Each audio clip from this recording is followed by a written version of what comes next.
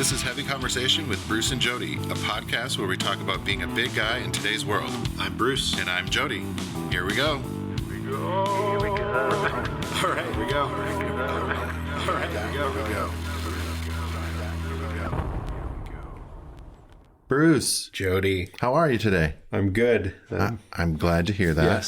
Yes. Today, I think, is the discussion to Photoshop or not to Photoshop. We're going to talk about technology. All right. Well, I don't know how much technical things I can talk about with that, but I don't know how to do it. No airbrushing. I don't know how to do it, but I have opinions about whether or not you should do it. Yes. So, photoshopping, airbrushing, whatever. It's something that has always been done in one way or another. For fashion photography, apparel photography, whatever. Basically anything that you're seeing that's on TV, that's in magazines, that's on websites, it has probably been touched by some kind of digital photo editing software. Well, yeah, pretty much anything, nowadays. Yeah. And that can be good, or that can go catastrophically wrong. Yeah, I think we've all seen those weird, funny, long arms, or the weird, like... How is that even possible for that person to even be standing on those legs? Right. That person only has 3 fingers. Yeah. And it's not supposed to be like that. Yeah. Or the weird abs on. Yeah. You're like, what? It's fun to go to Google and like search for Photoshop fails, for celebrity Photoshop fails, and you'll see all these things that are just like totally wrong and off. So it can be used for good and for evil. Yes. And or just for hilarity, which is good as well. Now I want to do that. I want to Google. Yeah, there are some good ones. I pulled one up as well to kind of look at see what we've had here. And usually it's not the fault of like the celebrity or the subject of the photo. Yeah. Usually. Yeah. It is usually, some editor. There's one I'm looking at on Insider.com that has Lena Dunham is missing an arm. Let's see. Just missing an entire arm. Yes. Yeah. That would be a fail, I think. Let's see. Zendaya was made super, super, super skinny. And that's really, I think, what we're talking the most about is that you'll see these different kinds of edits. And sometimes what editors will do in these photos for magazines or whatever is they will take off a significant portion of someone's body mass. They like shrink down their waist and their arms considerably, or they'll get rid of, parts of their hips and thighs, just everything, and make them way skinnier. Right. And I think it kind of sets an even more impossibly unrealistic expectation on what our bodies are supposed to look like or what beauty is. So I think, some models are already way too skinny, in my opinion. So, but I think putting even that much more pressure where it's literally impossible to be that skinny with some of those photoshopping it's craziness. It's asking you to push for something that's impossible. Yeah. And sometimes these celebrities especially, or models, will see these things and they will call them out and say, okay, this is not what I really look like. What did they do here? Yeah. This is not realistic. This is not what anyone should be going for.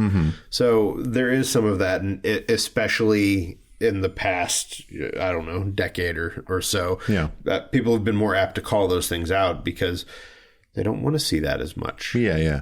And I think it's gotten not quite so extreme as of late. I think people appreciate real bodies and real, all of our flaws and things that are whatever, even if not flaws, just, differences in our bodies. Like people are more accepting to it and they want to see real people, real bodies.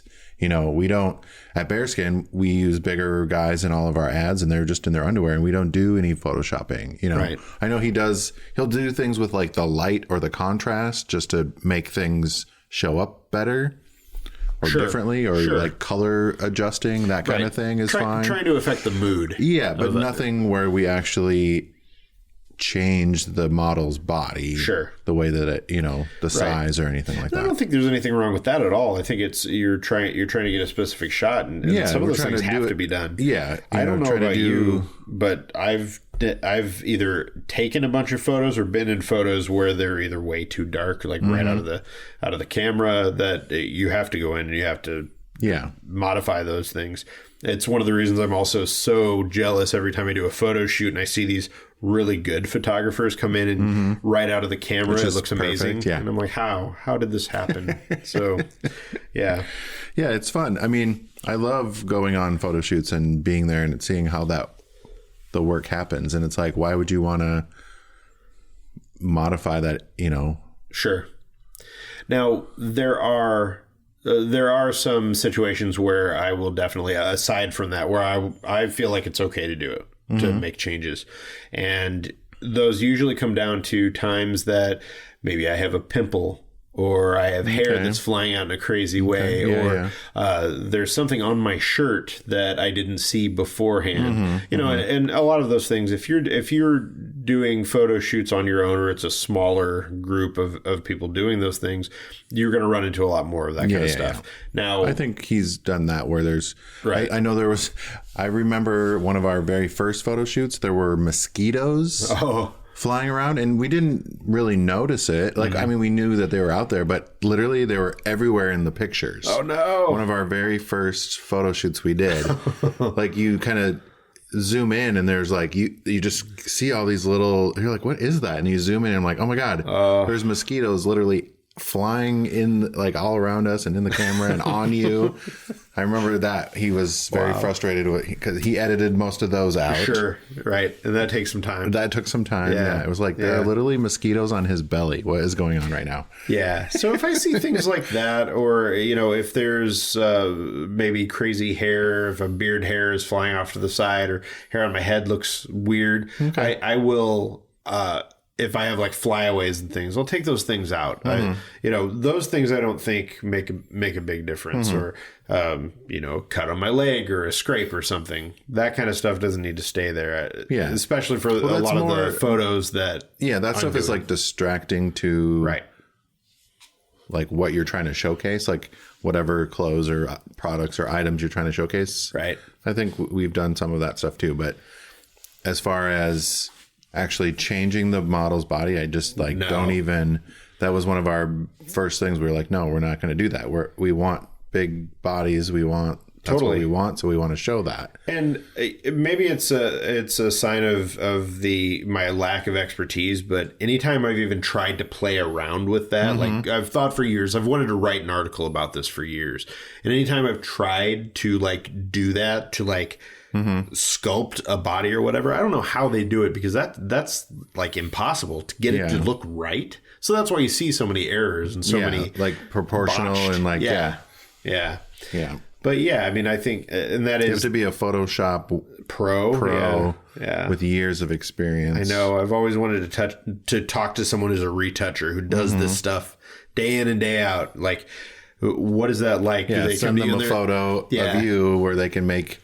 Like Rolling Stone had Katy Perry on the cover, and they did some real Photoshop slimming magic there.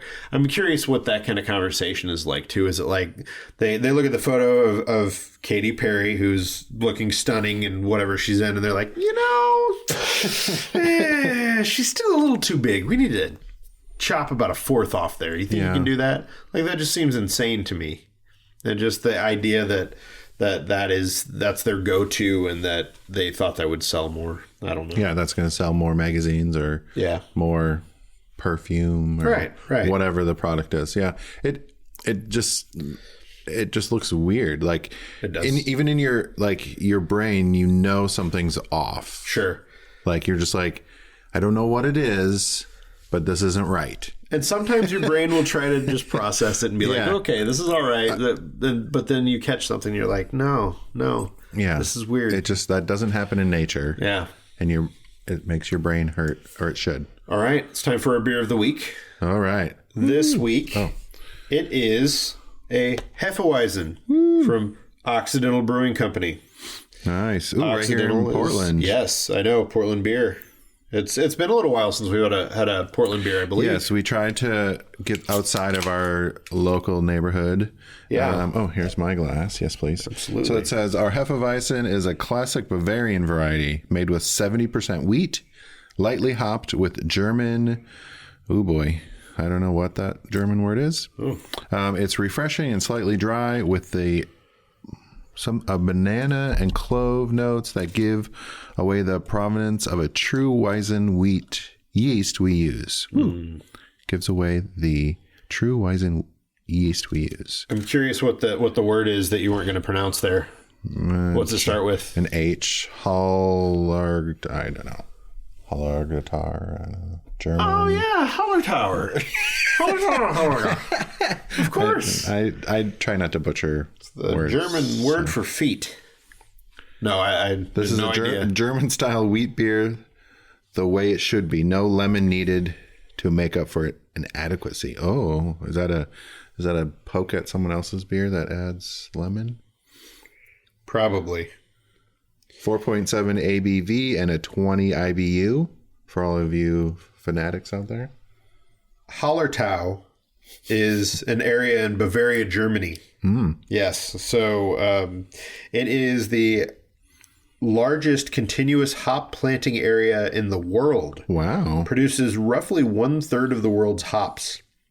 80 of which are... Germany produces 1/3, roughly 1/3 of the world's hops, over 80% of which are grown in the Hallertau. This is really good. It is. It's very, very easy drinking. Mm-hmm. I'm always kind of so-so on... I'm on the fence about Hefeweizen. Sometimes I like them, sometimes... This one is good. Make sure you're following along on our Untapped app. Yep. On our list, you can see all of the different beers that we drink on every episode. Yes. Episode. There are quite a few, so if you wanted to make like a list of beers to try from that, then there you go. Yeah, and not all of them are from Portland. No. We run the spectrum. We really need to get more international beers in, like some beers from places that's what I'm really interested in now is like beers from... not Germany, not the places that you would expect Australia. to find. Australia. Like send us some Aussie beer. Yeah, like send it to where? Let's see. How about I don't know. South African beer. Okay. Or beer, Turkish beer. I don't know. Places that you just never not expect. Yeah, right. Okay. We'll have to do some digging for that, I think. Yeah, I think you're right. I had some... I'll have to look. I had a beer from somewhere crazy. Did you? It's on my Untapped list, but I don't remember what it was. Yeah. I've covered a lot of different countries as far as interesting beer goes, but that's the fun part about drinking microbrews and enjoying that is that everybody that does them everywhere. So chances are there are a few places you're going to go where you're not going to be able to find a beer that you've never tried. So yeah, it gets that is exciting. It gets harder and harder. Yeah. Sorry, there's a lot of beer in here. Yes. Anyways, I'll have to come back to it. Absolutely. So, yeah. Touch-ups. I mean, I think that's how I feel about it. I've always used Photoshop or Lightroom to edit and clean up a photo, but I think molding a body to look thinner or fit some kind of ideal is on its way out. Yeah, which is good because I mean, we can use Photoshop for good now instead of for evil. And there are also companies that are making pledges to not Photoshop in any of their models. Yeah. There are a lot of apparel companies. I believe American Eagle does that now. And, Bearskin does that now, too. Yeah, and Bearskin. There we go. So, yeah. Which, I mean, is great. That's the thing that we always come back to is that, people want to see they people like them. They want to see them see themselves in the clothes or the products. Like, and if you make it an unrealistic body shape or size, right? It's like, well, I know that whatever I'm going to go back to cologne isn't going to make me skinnier, right? Like, why, you know, I'm not going to look like that person if I wear that. That's true.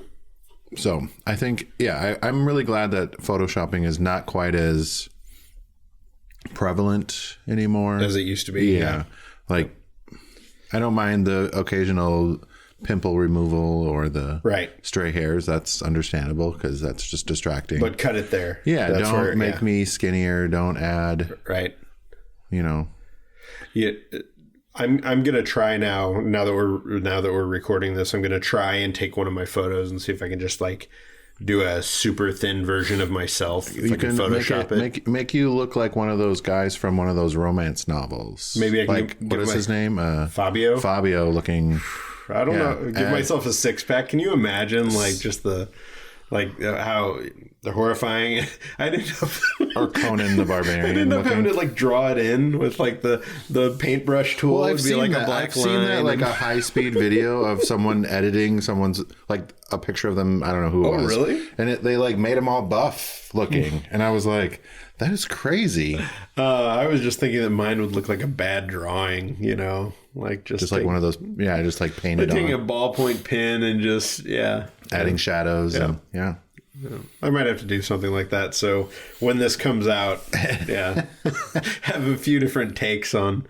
I'm not even going to try because I have never even used Photoshop. Here's how not to do it. Maybe I'll ask Bjorn to try and Photoshop a picture of me. Perfect.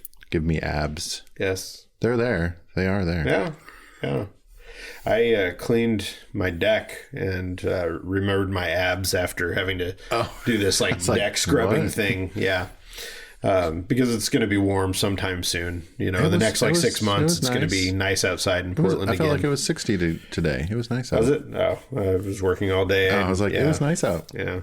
That's what I heard. I heard it was a very nice day.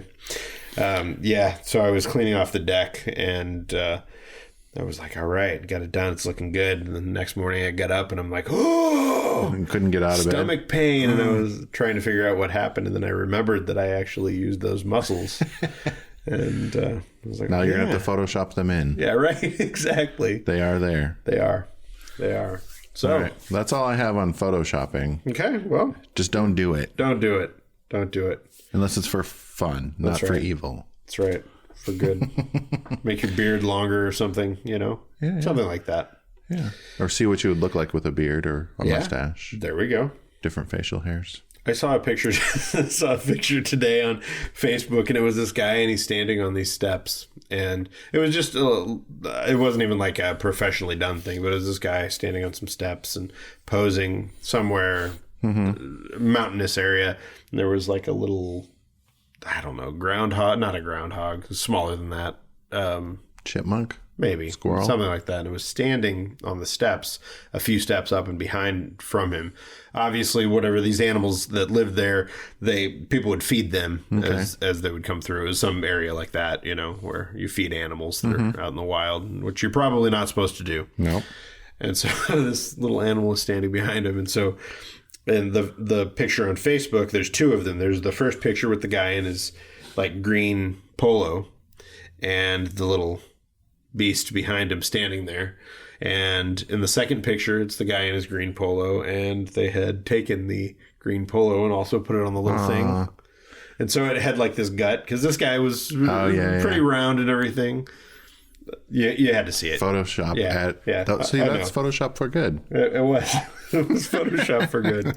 It was Photoshop for good. Awesome. So, thing of the week? Got anything? Yeah. So I've been bowling for quite a while now. So I got a curveball recently. So I know that's whatever. I normally would shoot or bowl with just a straight ball. So it just goes straight down the lane however I throw it.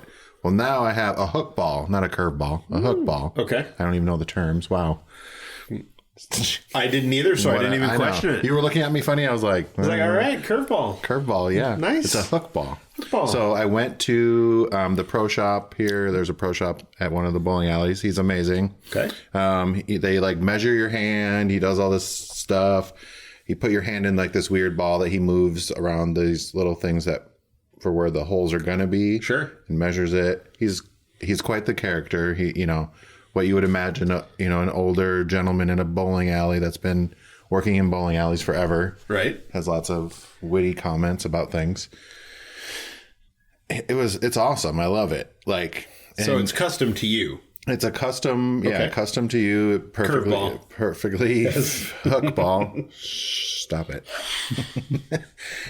But it's awesome. Like, it's so much more fun because, like, it's just a little bit. Well, when you get used to it, it's a little bit more consistent. Okay.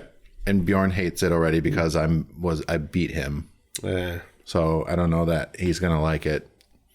But he was pushing me to get one. Yeah. And now, like, my first game, I still bowled my normal average. Yeah. Which is not normally what happens when you get a completely different ball. You normally, like, can't do it because you have to learn it because it's a completely different way that you throw it. Okay. And you have to, like, learn your aiming differently. It's fun though. I'm very excited to continue on with this bowling. Nice. Yeah. So now I have 2 bowling balls. My other one feels completely like foreign now already. Right. Because I'm doing a fingertip grip, which means just the tips of my fingers up here go in, and you just barely are holding onto it, and you just literally it's like a controlled drop. You just kind of fling it down the. Wow. Yeah, it's a little crazy, but you're getting it down. Yeah, it was fun. Nice. I've only bowled once since my busy schedule, but I'm going to be bowling on Sunday with my league. Nice. So. Oh yeah, yeah. Bowling season is there like it's always just bowling. Always it's always okay. Right. I mean it peters down a little bit during the summer because people are busier, but there are bowling leagues in the summer. Right. But yeah, it's mostly a winter sport. Makes sense. Yeah. Nice. So I'm excited. Well, my thing is more just a cautionary tale. Uh-oh. So I told you I was cleaning the deck and did all that. Uh-oh. Yeah. I was cleaning the deck and did all that, and I decided to just kind of keep it going because I was feeling it. And around my house, we've got a lot of landscaping that needs to be done. Okay. And we've got these rose bushes. Oh, I was going to say, did you get to the rose bushes? These rose bushes are beasts. I mean, they're like... I don't know. At one point, they were 6.5 feet tall, just huge and out of control. And I've never really done anything with them. And people kept telling me that this is the time of year that you actually do something with this. Yeah, you can prune them back. So I tried to put on all the gear, and by gear I mean a real heavy hoodie and some jeans and boots. And I couldn't find my good gloves that were really heavy, so I found some that were also for gardening, but not quite as good. Yeah. And I went out there and just cut, and I really pruned it down. I fell into the rose bush at one point. Jesus. And I mean, there are like branches everywhere. It's all insane. So it was just like, I fell into it, which is like your nightmare scenario is falling into a bramble bush or backing into it when you're not looking. I did that as well. And so when I fell in, I kind of, jumped and freaked out and started to pull backwards, and I pulled it with me. And because it stuck to you. Right. And so I backed in, so I've got it on my back and I've got it on my front, and I'm, How many curse words were there? There were a lot of curse words. But I finally got through it. I cut all these branches off, and I had a big pile, and then I realized that I had to actually clean up the big pile. Yeah. I did not have the gloves for that. That was painful as well. So I guess what I would say here is don't be me. If you're going to do this, do it right. Get good gloves. Right gear. Or hire somebody to do it. You could have called me. Yeah. I could have done it. Oh, yeah. I have a little bit of a background in plants and things. It felt like one of those things, like I hadn't done anything like that at all, through the rainy season. Mm-hmm. And I just felt like I needed to. Yeah, it's good that you did it because it's already starting to warm up. They're going to start. And they look great now. It's, I'm excited to see what happens. But that is, I know, my thing. It's not nearly as exciting as other weeks, but it was painful. It was damn painful. You got it done. And you don't look too, I didn't really notice any big scratches or. No, I've had. It doesn't look like a cat attacked you or anything. I've had a little bit of time to. Oh, you know what? That just occurred to me. So yesterday I put that hoodie back on, and I was going out to do something, and I put the hoodie on and I put my hand in my pocket, and I got a splinter. And I'm like, what the hell is this? How did you get a splinter from your pocket? And so I was trying to figure it out. That rose bush? Of course, it was the rose bush. It was a thorn. To get you. Yes. Ridiculous. There we go. Yes. Well, I'm glad. I'm excited to see what they're going to do this year. Me too. Well, thanks everyone for coming along on this ride. Yes. And the cautionary tale of the thorns. Yep. And the Photoshop. Yeah. Yep. We'll Photoshop the thorns out next time. Yep. Follow us at Heavy Convo. Give us your rose pruning tips, your thoughts on Photoshop, what kind of beer you think we should drink. Yeah. Send us your Photoshop pictures. Yes. Photoshop yourself. Yes. Yep. And send it to. I want to see what your Photoshops, what you think you want to look like. Show us your skills. Show us your Photoshop skills on your own pictures, no one else's. Yep. All right. Thanks, everyone. Bye-bye. Bye. Thanks for listening to Heavy Conversation. Be sure to like and subscribe on iTunes or wherever you get your podcasts.